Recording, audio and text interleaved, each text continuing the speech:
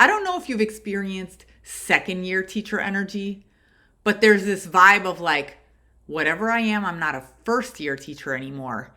And you're just kind of chasing that high. I'm celebrating a milestone today, which is it's kind of my 20th anniversary of working with teachers. And I'm going to tell a story that I think is appropriate to this occasion. And this happened at the beginning of my sister's second year. That timing is important because I was like a second year teacher squared. I had not only completed the first few years of my own teaching career, but I had coached my sister through her first year, and she was now a second year teacher.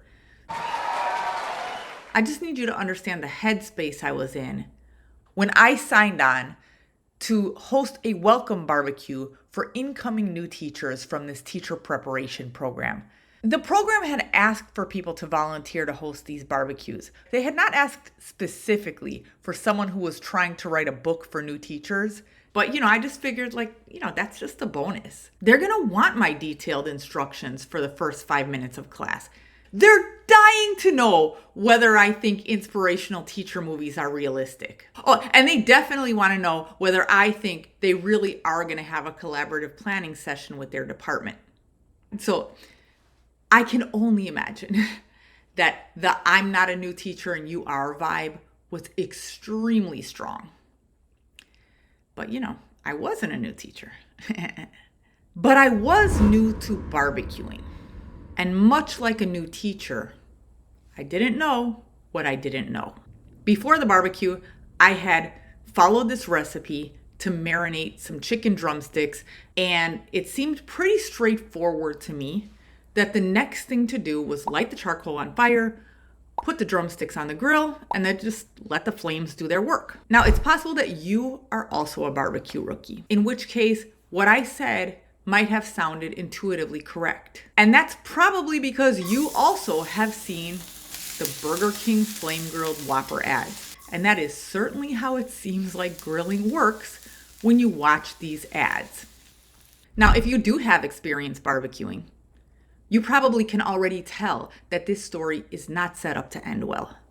Because you know that the actual way to use a charcoal grill is not to throw the meat on the grill while everything is still on fire. You're supposed to let the flames die down. The charcoal should be gray with maybe a little bit of red showing through. There should absolutely not be a big open flame when you put the meat on the grill. And the more experienced barbecuers out there might also know that one of the most unforgiving things that you can try to barbecue if you're doing it wrong is a chicken drumstick. Drumsticks are unevenly shaped. They're much thicker than a burger. There's fat under the skin, and that fat cooks much more quickly than the meat inside. There's also the non-minor issue that undercooked chicken can put people in the hospital with salmonella poisoning. Normally at an event like this, there would be a few side dishes.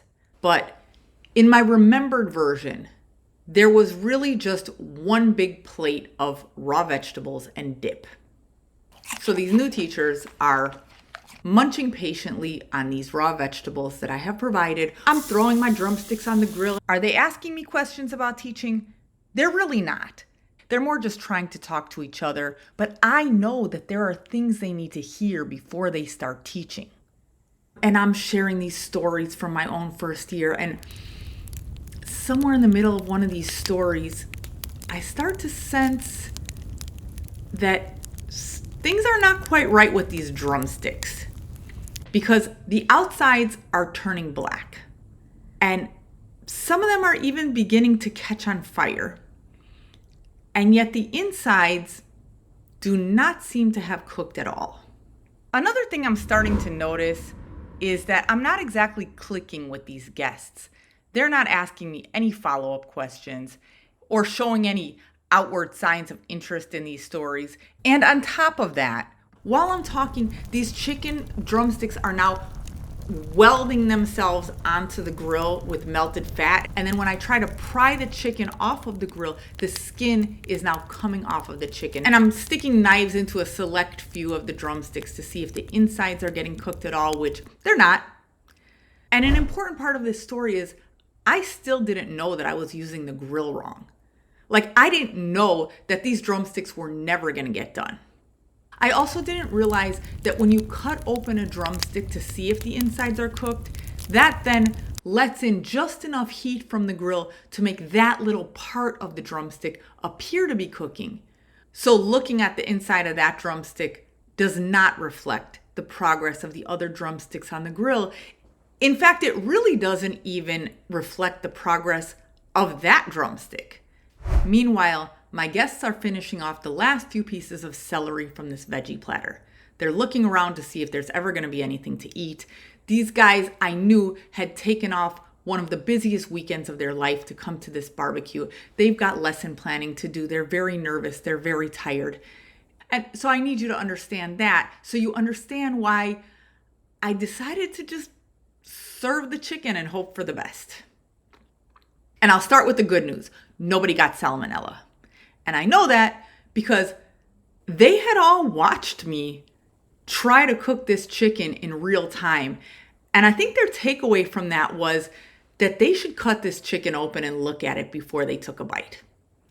So I then watch each of my guests cut through the charred outside of each of their drumsticks, and in what seemed like slow motion, open them up to reveal the almost grocery store level of raw meat inside. Now, they clearly had a dilemma because they could tell that I tried really hard on these drumsticks. But this was not the kind of situation where you could just go ahead and eat the food to be polite. So everyone's just kind of slowly looking around like, who's gonna address this situation? And they kind of settle on me being the one that they're now all looking at to say something about this chicken. And it was at this moment when I had a burst of inspiration. You've probably seen these movies where there's someone who's been preparing for a speech, but nothing's quite right.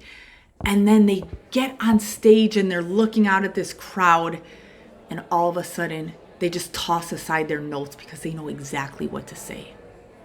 And I felt that spirit coming through me, except that I didn't really have like a crowd. It was just 7 exhausted first-year teachers holding plates of raw chicken.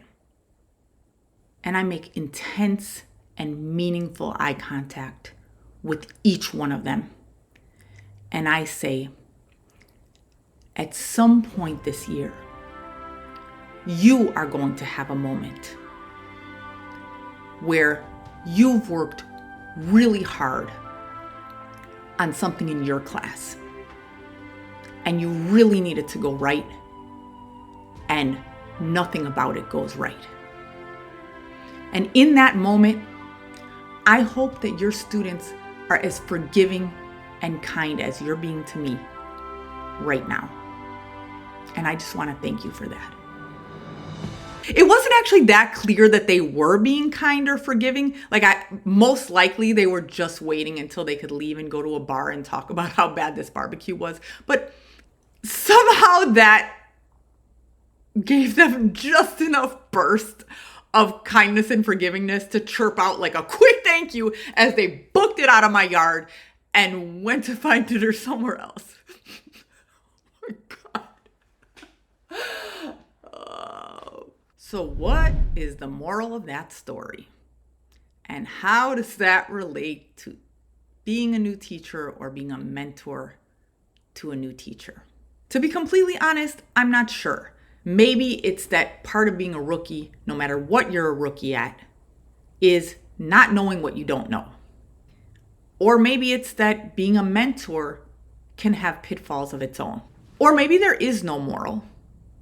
Maybe the value in our most humiliating experiences is sometimes just the story itself, because that story can be shared with someone who really needs to feel less alone after their own bad day. Or it might be this: if you're about to host your first barbecue, definitely use burgers. they are much harder to mess up. Thank you guys for listening and celebrating this 20-year milestone with me. If you'd like to sign up for emails that offer humor, honesty, and practical advice about teaching, plus occasional oversharing, you can sign up using the link below. Have a great day and see you next time.